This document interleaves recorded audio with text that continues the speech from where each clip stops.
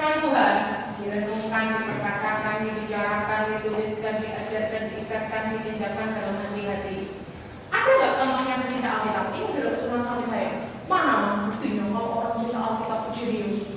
Ada banyak. Ini cuma salah satunya. Terima kasih pada suami saya yang memberi masukan ini untuk memberikan contoh bahwa ini sudah terbukti bahwa ada seorang bernama Isaac Newton, Sir Isaac Newton. Dia adalah tokoh kedua paling berpengaruh dalam sejarah menurut seorang pengarang buku yang bernama Michael Hart tahun 1978. Nah, yang namanya Isaac Newton, dia adalah seorang ahli fisika, ahli matematika dan astronomi. 3 bidang ilmu dikuasai semua. Tidak cuma ahli astronomi tok, dia fisika, matematika, astronomi. Dan dia penemu teori gravitasi umum dan penemu hukum berat. Kalau orang-orang mengenal dia cuma apel jatuh puyuh, terus dia mengenal gravitasi cuma itu tok yang dikenal orang. Padahal dia itu lebih dari itu kan sebagian kecil dari kisah hidupnya. Nah, pernah di bawah pohon belum banget. Apa? Waktu ada apel jatuh, dia dapat ide. Oh, aku ngerti ya kenapa semua benda jatuhnya ke bawah. Pasti ada gravitasi ini. Dia menemukan hukum gravitasi. Siapa yang kasih ini? Kita lagi deh. Nah, semua guru dan teman-teman Sir Isaac Newton ini mengagumi pengetahuan Isaac tentang Alkitab.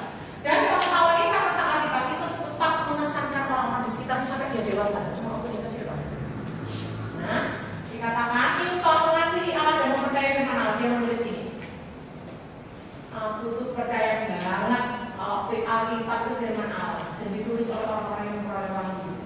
Aku tetap belajar Alkitab sampai sekarang itu setiap hari. Bahkan dia sudah jadi orang terkenal, tetap baca Alkitab setiap hari. Dia juga menulis kayak gini, aku juga masuk akal tenan. Aku ngerti loh, tata surya. Aku udah mengamati tata surya ini. Bumi itu jaraknya sama matahari itu pas, gitu ya. Kalau lebih dekat sedikit 1 mili aja, kosong. Tapi kalau lebih jauh sedikit aja, beku. Ini gak mungkin kalau kebetulan. Jadi orang ateis itu gak masuk akal. Dan Sir Isaac Newton itu mengakui pada semua wartawan yang mewawancara dia bahwa semua penemuan itu adalah hasil jawaban atas doa-doa.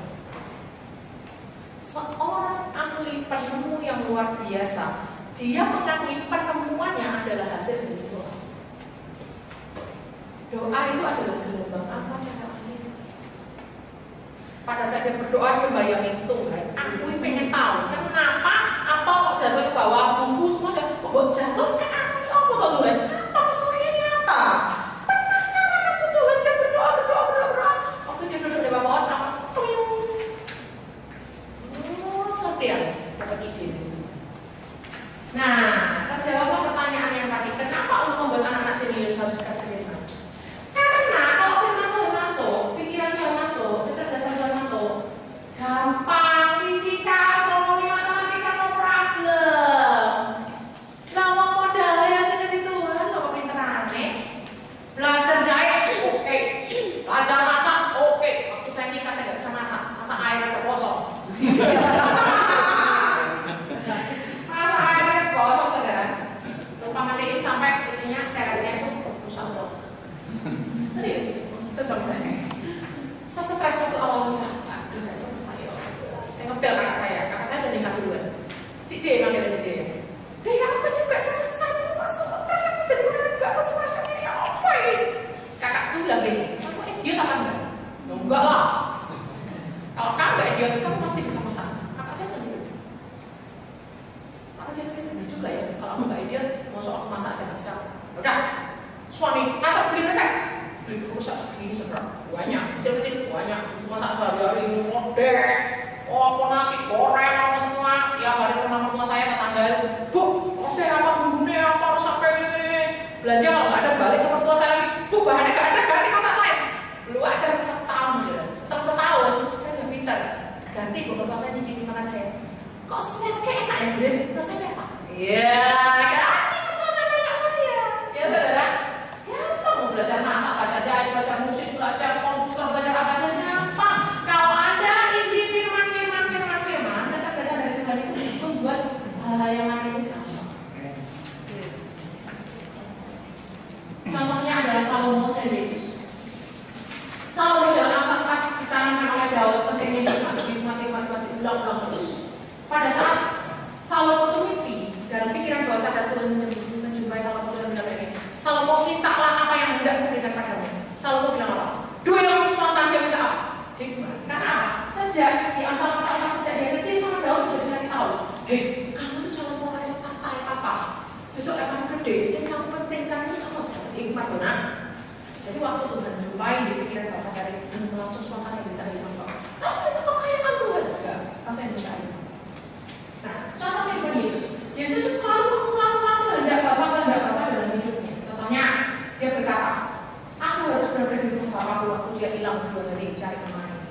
Terus makan aku ia melakukan kehendak Bapa dan menyelesaikan pekerjaannya. Terus dia juga bilang begini, apa yang kulihat dan kudengar dari Bapa aku yang kuberitakan.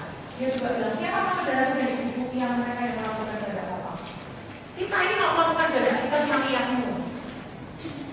Maria itu bukan yang perawan Maria itu bukan, dia juga melahirkan anak dari Yesus yang lain. Itu juga perawan lagi. Iya benar. Nah, siapa Maria? Ya kita kalau kita melakukan kehendak Yesus, Tuhan menganggap kita jadi Maria.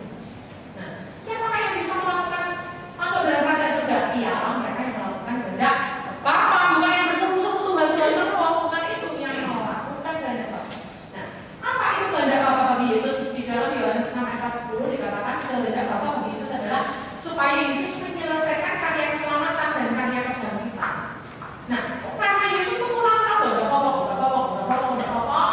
terus dalam hidupnya terjadilah pertentangan pikiran sadar dan bawah sadar di taman Getsemani. Pikiran sadarnya berkata begini, ya Tuhan, sekiranya awan ini lalu daripadaku. Tapi pikiran bawah sadarnya berkata, biarkan yang berada dalam pendidikan. Pertentangan terus sadar bawah sadar sampai 3 kali. Yang menang bawah sadar 9 kali lipat lebih kuat. Akhirnya dia berhasil naik ke surga. Berhasil. Yang cawan ini lalu daripadaku. Loh, kalau Yesus mau melihat cawannya lalu, ya kita nggak diselamatkan. Itu pilihan. Loh, Yesus tuh apa dipaksa sama para sahabat? Harus sampai ke sana. Enggak. Dia yang menyerahkan diri. Ya. Peta, secara Alkitab pikiran saja. Nah, kita sampai di mana ya? Kita buka makalah kita ya. Untuk ini kita buka makalah.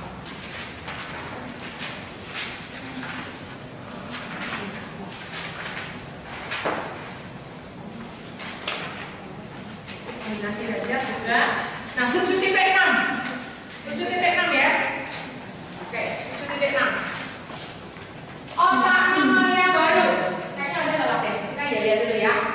Sini tanya, sini jawab. Yes, jawab. Gitu ya. Oke. Ya, 1, 2, 3. Jenius. Yes. Secara Alkitab. Oke.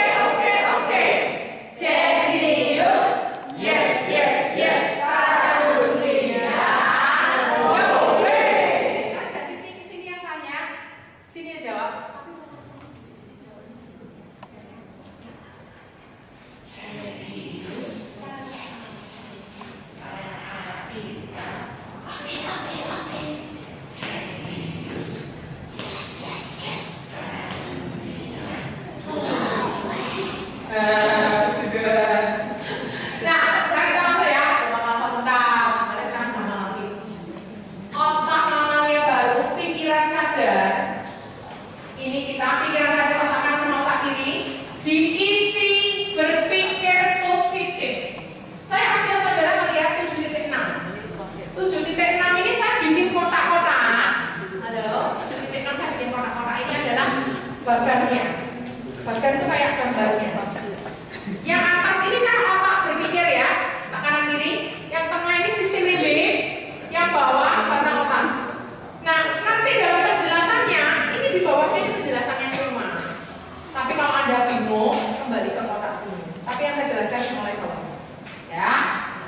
Jadi, otak berpikir itu harus diisi pikiran positif. Filipi 1 ayat 8. Jadi akhirnya saudara-saudara semuanya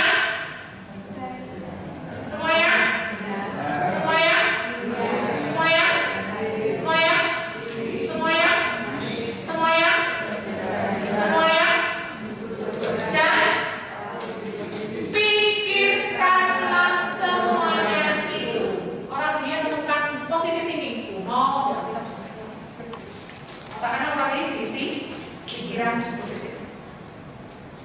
Kalau pikiran positif, otomatis emosi positif. Pikirkanlah yang benar, yang ambil yang mana. Oh, cewek sensitif. Dia melihat langsungnya timbul percinahan.